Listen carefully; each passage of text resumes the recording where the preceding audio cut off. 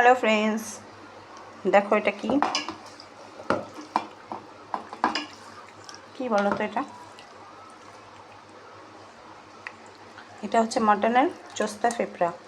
আমার খাবারের দোকান আছে, তাই সেখানে আমি এটা বিক্রি করি। দেখতে পাচ্ছ? তো এবার বানানোর প্রসেসটা আমি দেখাবো তোমাদেরকে। দেখো, কড়াইতে অল্প তেল দেবো, বেশি তেল লাগে না, এর মধ্যে চর্বি আছে তাই।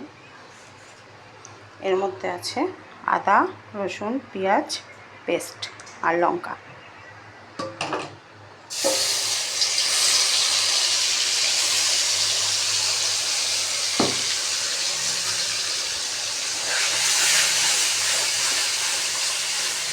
এটা কষানো হচ্ছে, সেটা তারপর সিটি দেবো।